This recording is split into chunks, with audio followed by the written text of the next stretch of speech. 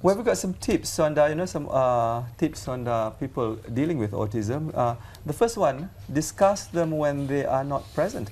Individuals with autism spectrum disorder, ASD, may not respond visibly to the conversations of people around them. We do not always know how much they understand about what is said or how they feel when other people discuss them. So when people have information to share about an individual with ASD, they should share this information when the individual is not present or when he or she is unable to hear. I suppose it's common sense. Well, it's the same thing you do with anybody else, right? Yeah. Also, don't ask, tell. When an individual with ASD is having difficulty understanding, working or complying, resist the temptation to ask a series of questions about what he should be doing or what other people are doing or where he's supposed to be. Instead, tell them directly what to do using concise and easy to understand language. Right, if you ask them, they have a choice to say no or to not do it. So if you just tell them to do it, then... Okay. And you need to follow through on that. If not, you'd have yourself telling them again and again. Right. And then there won't be any follow through. And does it also help to sort of work through the example with them, perhaps? That's probably also a good thing to do? Or like demonstrating what you want them to do? Yes. Well, the next one is wait. Individuals with ASD often demonstrate a delay in processing and need an additional few seconds after being spoken to before they can respond. So I suppose you have to be patient really with them. This means that we need to learn to quietly wait a few seconds after speaking or showing something so that the individual can think, react, recall and respond.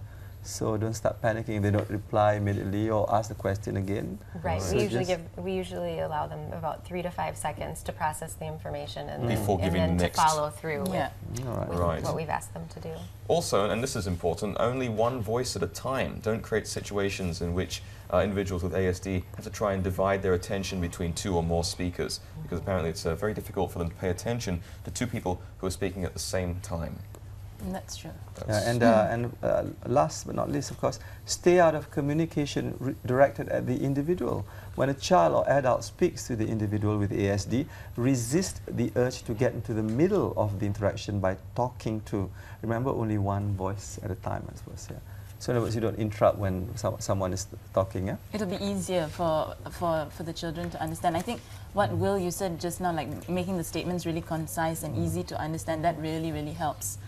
Really helps our kids. Right. The other thing also, of course, is to not continuously do something that's that you know, like as a parent, you would know already your child can't answer a question, so there's no point asking him again and again, what do you want to do or where do you want to go, if the child's repeatedly going to be unsuccessful with not answering. Rather making a comment like, okay, we're going to go to the supermarket today, or okay, we're going to go have breakfast. So it's a comment rather than a question, do you want to have breakfast? Because the child wouldn't be able to answer you yes or no.